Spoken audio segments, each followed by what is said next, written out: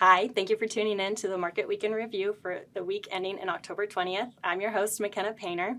Today's topics for the agenda are 10-year treasuries, economic data, and the earnings season.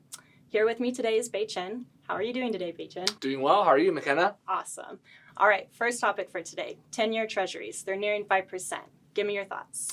Yeah, great question. So we definitely saw quite a big movement on the 10-year Treasury yield today, and a large part of that has to do with markets sort of pricing in this risk that the Fed needs to keep interest rates higher for longer. And so we saw some more signs of resilience in the U.S. economy this past week with both the retail sales data coming in hotter than expected, as well as weekly jobless claims, showing that weekly jobless claims were coming in below expectations, meaning that the labor market is still somewhat strong. And so market participants are expecting that the Federal Reserve might have to keep interest rates elevated for a longer stretch of time, and that's going to push up the yield on the U.S. 10-year Treasury. And so that's why we saw U.S. Treasury yields climb to around 5% today, which is the highest level we've seen since 2007. Now, from our perspective here at Russell Investments, we think the market is focusing really too much on how high we can go, and instead we should be focused on a game of limbo, or how low can we go. In other words, even though the market thinks that the Federal Reserve is going to keep interest rates elevated for an extended period of time, our baseline view here at Russell Investments is we still expect a mild to moderate recession in 2024 as being the most likely outcome.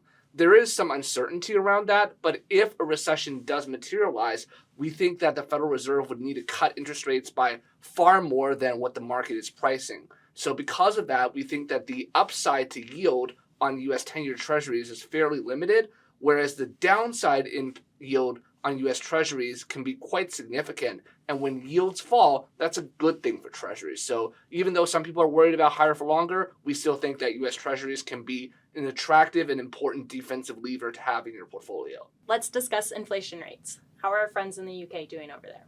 Sure, the answer is they're doing better, but they're still not fully at their target, right? So when you look at core inflation rates in the UK, they've come off of their peak, but at around 6% year over year, that's still well above the Bank of England's target. And it suggests that, the inflation fight is not something that's easy. Interesting. All right, let's discuss the inflation rate over in Canada. How's she doing over there? So Canada's doing a little bit better than the UK in the sense that core inflation rates are not nearly as elevated. And we did see a bit of a step further in the relief direction for the September inflation data in Canada, where core inflation rates further moderated after an unexpected uptick in the previous month. The challenge, though, is that even at around 4% year over year, that core inflation rate is still also above the Bank of Canada's inflation target. That being said, when we look at some of the other economic data in Canada, we are already seeing signs that the economy might be under pressure. And so we think that balancing everything out, the Bank of Canada should be able to leave interest rates on hold at their next meeting next week. But of course, at that meeting, they're likely to still retain some optionality, and they're still going to emphasize that they're committed to bringing inflation back down to target. Interesting. All right, final topic for today, earnings season. What are the key takeaways and watch points? Yeah, so we're only very early into the earnings season, but we've had some reports out of the big banks. Some of them have had good results, like, for example, Bank of America. Some have had a little bit more of a disappointing result, like Morgan Stanley, which warned about some of the challenges in its wealth management unit. And then we also had some earnings out of companies like Tesla this week, for example, where they were concerned about the affordability of cars as a result of elevated interest rates.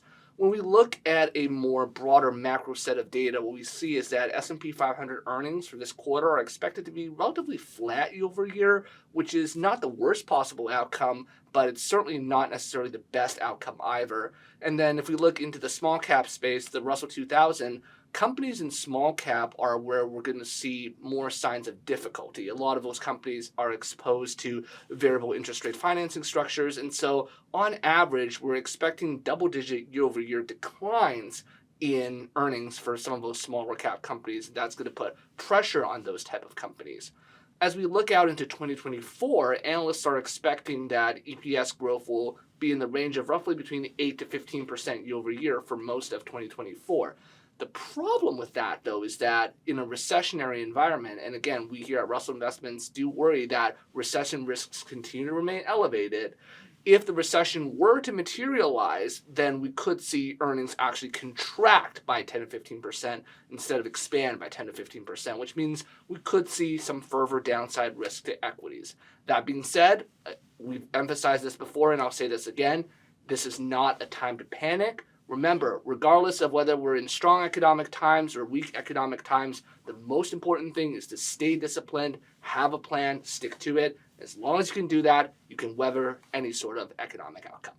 Well, thank you for all your insight, Bei-Chen. It's always a pleasure having you here. Thank you for tuning in to the Market Week in Review. We'll see you next week. Have a lovely weekend. Hi, I'm Eric Risteman, Chief Investment Strategist for Russell Investments. If you like what you saw in this video and want to see more like it, please subscribe to our YouTube channel.